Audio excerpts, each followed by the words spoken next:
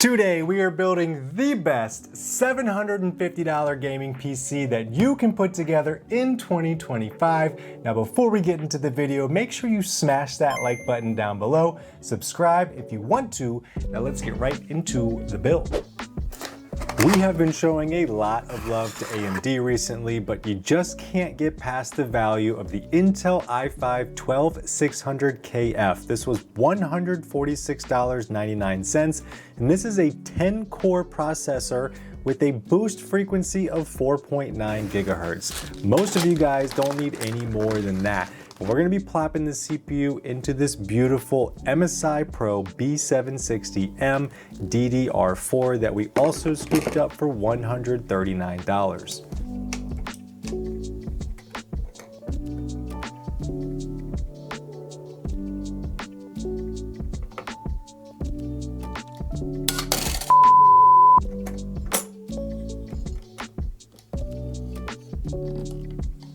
This motherboard does support Gen 4, so we are going to be using a Silicon Power UD85 that we picked up for $47.99. I will be leaving some alternative options in the description if this one is not available.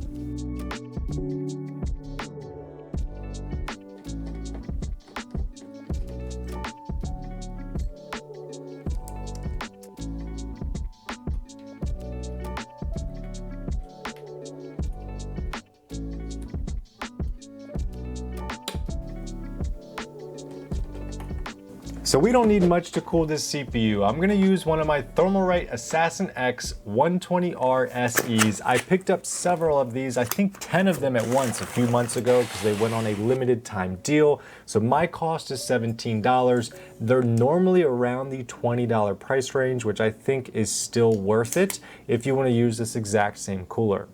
Now, they do come with these blue standoffs. You guys already know I don't like random colors sticking out on the motherboard, so I go ahead and color those in. Totally up to you if you want to do this step. You can leave them how you want, but I like when the motherboard looks clean.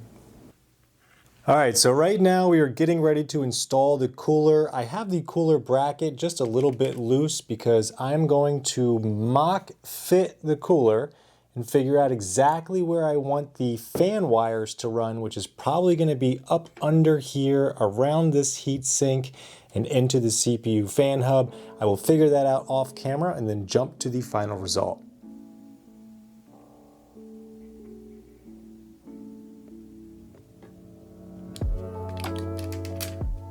So for the PWM wire, we just did a simple run around the heat pipes of the cooler just to eat up some of the slack right into the CPU header. This is the PWM fan speed wire. And then for the ARGB wire, we just ran it alongside of the heatsink right here. You can kind of see it right there. So we didn't actually have to go underneath the cooler bracket, just kind of around it. And we are going to tuck this underneath the motherboard. But now when you look into the PC, once it's all built, that's really all you're gonna see there, and then the fan wire is pretty well hidden. You can barely see that at all. And now it's time to get the RAM installed. Let's go. So with a $750 budget, we can't go too fancy with the RAM, but we did pick up this awesome kit of Alloy RAM. This is a 16 gig kit, clocked at 3600 megahertz that we picked up for $30.99.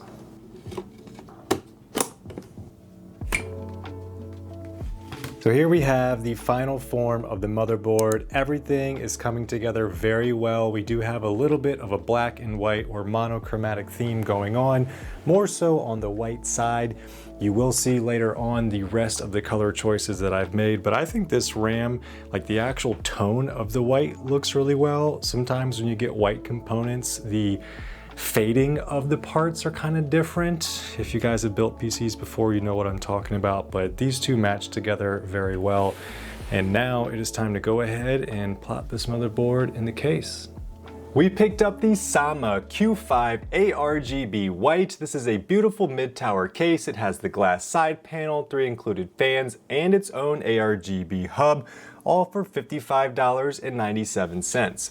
Now, before we get the motherboard installed, you guys can obviously see I have wires running in a little bit of an odd direction. I have them taped up in the corner, running underneath the motherboard, and I do this because I like to run every wire I can behind the motherboard because it just makes everything look clean.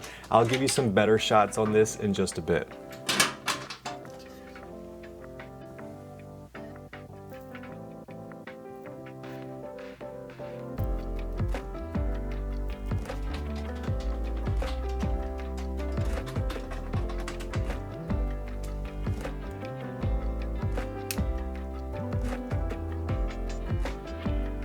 So here's the HD audio and the USB wires completely heat shrunk. No more rainbow wires sticking out in the bottom of the motherboard. There's the front panel connector, very nicely ran underneath the motherboard. Super clean look down there. We also got the fan wires right here, ran behind the motherboard. Look how nicely tucked away those are. That way you don't have the wire hanging over your motherboard going into the hole over there. So that's why I do that. It just lends for a very clean look on the motherboard. And then I did make one decision. The ARGB wire for the fan is no longer ran this way. It's a little dark, but you can't see the wire. And that is because I ran it right up there. So it's going behind the fan over the heat shrink or the heat sink on the right side, right over the motherboard. I think it looks way cleaner that way. We picked up the Apivia Prestige 600 watt power supply yet again. It's pretty hard to get away from this unit because it is so good. It's tier C rated, 80 plus bronze. It's like $51 and it comes with all black cables, so you don't have to worry about ketchup and mustard. In fact, I bought 3 of them because I'm gonna go through them. I will leave a link for them down below, as well as every other part that we have used in today's build if you want to build this yourself. After we get the power supply installed, we are also going to get in some Asia Horse cable extensions. Like I mentioned in the last video, these just went on a spring sale for about $18.50 or something like that. And I do have to mention, I have used other brands for cable extensions and I will never go back. I'm always going to use Asia Horse because they are very well priced and they are very good quality. So let's go ahead and get these installed and then we can move right along to the GPU. Pro tip when installing a power supply, zip tie the cables that you know you are not going to need before you install it. This just helps with the overall cable management at the very end.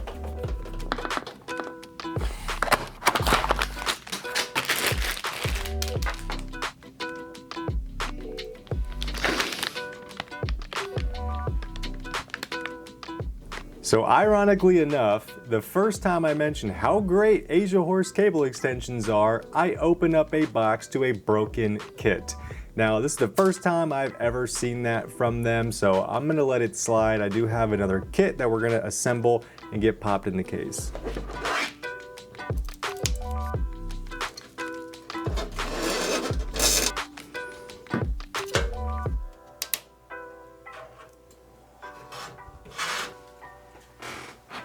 We picked up one of the best budget graphics cards, the ASRock Steel Legend RX 7600 GPU. This is the 8 gig version that we picked up for $249, and this white colorway is going to fit perfectly with our build today.